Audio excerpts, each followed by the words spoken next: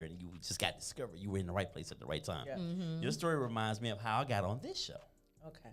I was sweeping carpet and the rug, and the guy that was supposed to come and work with her, Shireen, he he's said, lying. I'm not, he said, I don't want to do it at the last minute. So she's pacing around. I'm like, sis, what's wrong with you? I'm out there with the vacuum. I cut the vacuum off. She's like, listen, I need a man to come here and host this show with me. And look at God. Here I am. You know what? My name is actually on the Rebirth with Shay and Eli. Is that what you gonna do? I went from a cleaning man to a co-host. Why don't you tell the real truth? Because the real story is actually more profound than what you just said.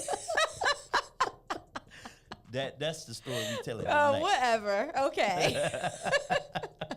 But no, that is definitely. So here's the thing I've taken from both of you, what you said. So Shay, I know your situation was a little different from Shireen's. I don't think you've ever felt like you were, at least from the time I knew you, I never felt like you were suppressed.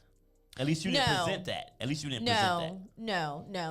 I had a great marriage. My marriage was good until it went a different direction. So I think for me, my suppression was with what I felt or what I thought, not what I thought, but what society says a wife is supposed to be. Right. You know, and where did that example come from for you? It definitely didn't come from my family. My mother was never married. Mm-hmm. You know, my grandmother, watching her, she was a very strong woman, but she also made sure family was okay. She cooked every day. I cooked every day. Mm-hmm. Like when I met Julie and Eli, Julie was like, wait a minute, you cook dinner every night for your family? I said, yeah. She'd be like, girl, what am I doing wrong? She was like, it was hilarious, right? But that was just how I saw my grandmother do it. Yeah. So I would make sure that, there was hot meals every day. It didn't matter if I was working or not. That was your example. Yeah, and then Sunday, there was Sunday dinners. We sat down as a family, and that's what we did. So it was important for me to be a wife. It was important for me to be a good mom. And I took those roles very seriously, and I just didn't know how to still hold on to Shay in the midst of that. So it wasn't a suppression from my ex-husband. Absolutely not. At that time, I was also in the music industry. Mm-hmm. So he supported, me going on tour. He supported the shows and all of that stuff. But there was still a struggle within myself. Mind you, I said earlier I had low self-esteem in my 20s. I got married when I was 25.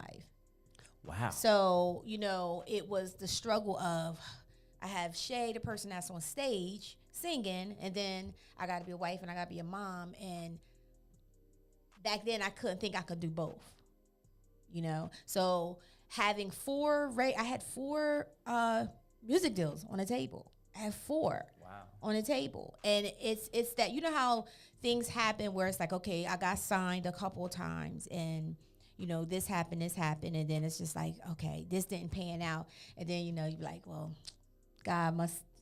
this must be God giving me a sign, right? That I need to just be full-time with wife and mom and all of that. So, and that's what I ended up doing. I walked away from the industry, and that was my passion. Music was my passion. So I had to figure out, what else am I good at? What else is there something else that I'm passionate about, And I actually fell into that by just mentoring. Is there something on my nose? I feel like something's going on. No.